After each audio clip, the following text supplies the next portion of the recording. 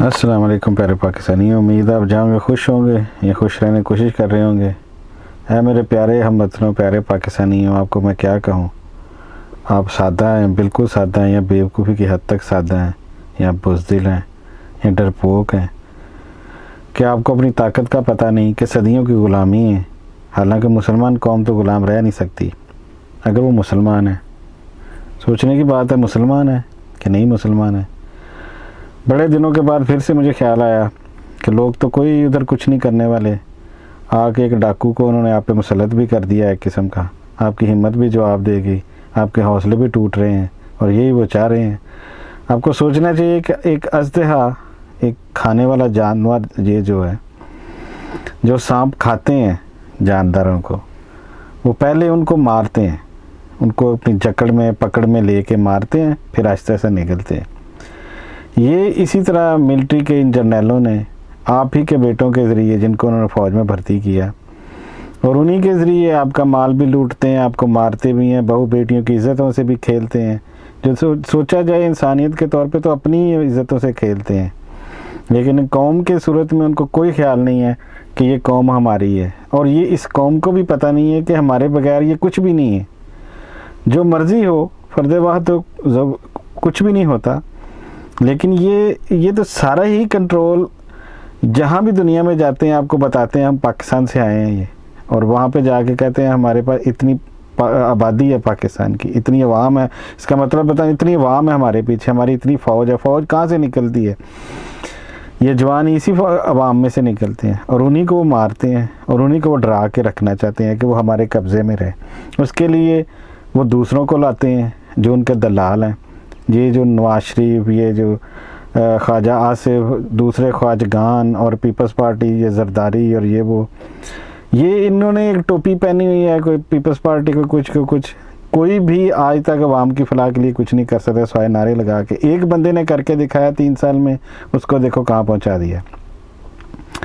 जब इन्होंने 65 की जंग में जो तबाहियाँ की इस मुल्क की, जो थोड़ा बना था उसको तबाह किया इन्होंने वापस। क्योंकि ये जो पहले कह रहे हैं सारे ही, और अब पहले तो मैंने भी शुरू में कहना शुरू किया, और फिर उसके बाद ऐसे सबके मुंह पर कि ये एक कंपनी की फ़ौज है, ये उसी रॉयल ब्रिटिश आर्मी का एक हिस्सा है जो वो छोड़ के गए थे। मुझे तो शक पड़ता है जिन्होंने जंगें लगाई हैं, वो जो इंडिया ने 2-3 साल में अपने कानून चेंज कर लिए थे हिंदुस्तान ने, इनको उसका गुस्सा था कि हमारा जो दूसरा बड़ा हिस्सा है वो कमज़ोर हो गया, उसको बहाल करने के लिए ये इस तरह की शरारतें। हालांकि ये तो इधर मुल्क नहीं संभाल सकते थे, उधर कैसे संभाल सकते थे?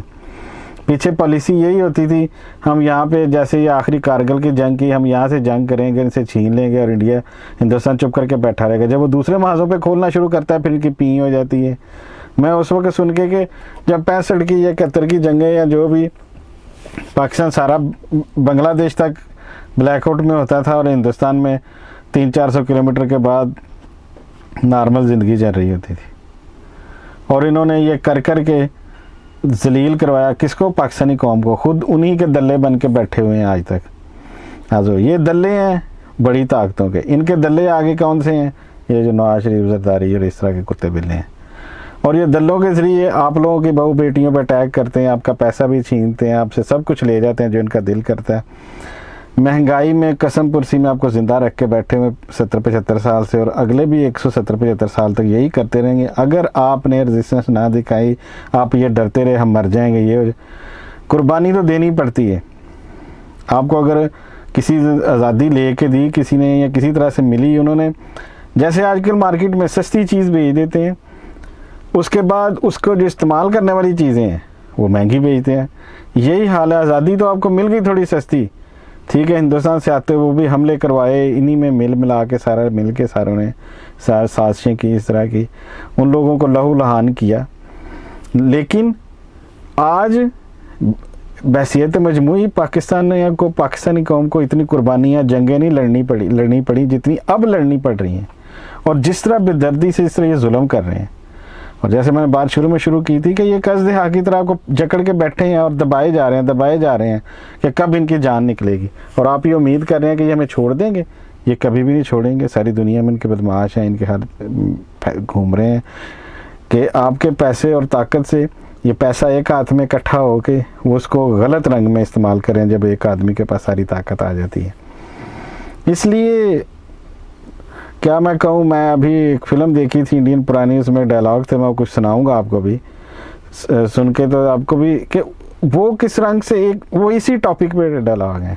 हमारा खून बहता है और हम देखते रहते हैं, हमारे घर जलते हैं, हमारे खेत जलते हैं और हम देखते रहते हैं, हमारे हाथों की मेहनत, हमारी मां बहनों की इज्जत लूटी जाती है, हमारे बड़े बूढ़ों की पगड़ियां उछाली जाती है हमारी आंखों के सामने,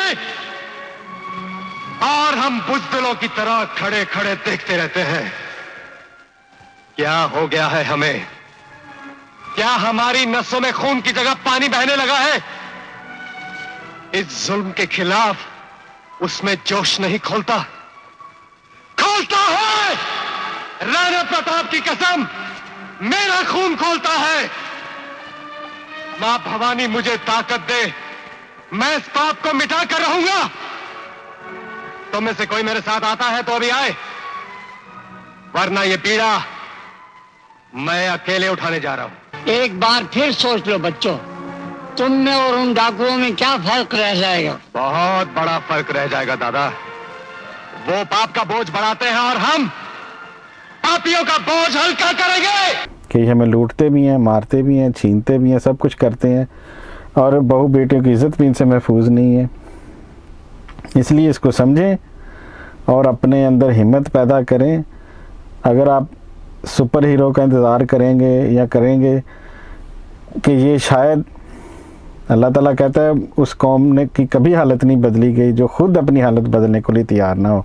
अगर तो आप मुसलमान हैं, आपका अल्लाह एक खुदा पे यकीन है, एक नबी सल्लल्लाहु अलैहि वसल्लम पे आपका यकीन है, तो उनकी तालीम को पढ़ के देखें और खड़े हों, हिम्मत पैदा करें। अगर आपने यही सोच लिया कि हमने सिर्फ इलेक्शन वाले दिन वोट डालना है, तो उस दिन भी खुदारा अगर हो गया, लेकिन ये करवाते हैं नहीं करवाते उनकी मर्ज़ी। ये तो तब करवाएंगे ना जब मजबूर हो गए। जिस तरह आप उनके शिकंजे में आए, वो क्यों करेंगे? वो तो एक पूरे सिस्टम के साथ आपको पकड़ के बैठे हुए हैं। उन्होंने हर एक अलग-अलग डिपार्टमेंट बना दिए हैं कि ये हिस्सा इस हिस्से को देखेगा, ये यूँ इनको मारेगा, और वो जिल्लाद है, जालिम है। अपनी ताकत कायम रखने के लिए वो कुछ भी कर सकते हैं और वो कुछ भी करेंगे। ये अब आपको सोचना है कि आपने कहाँ तक मरना है, कहाँ तक मरते जाना है, कहाँ तक कुर्बानियाँ देनी है। क्योंकि कुर्बानियाँ ठीक है यहूदियों में इसराइल कर रहा है, जो भी फ़लस्तीनियों के साथ, वो तो पता चल रहा है, लेकिन यहाँ पे जब अपनी कौम में शुरू हो जाता है काम, तो आप समझें ये तो उनसे भी ज़्यादा जुल्म कर रहे हैं। जो उन्होंने जुल्म किया, ये तो उससे भी बढ़ बढ़ के जुल्म कर रहे हैं।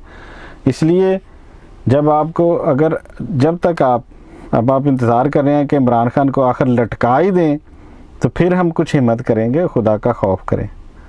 ये तो फुल तुले हुए हैं उसको मारने पे, ना वहाँ पे इंसाफ है ना कानून है। मैंने कम से कम कहा था इखलाकी बाइकाट ही करें, इखलाकी बाइकाट ही करें। इनका जो ये झूठे खबरें देने वाले हैं, ये जो अदालतों में जज बैठे हुए हैं, गली मोहल्ले में इधर उधर जो भी है, इनको नफ़रत का इजहार करें।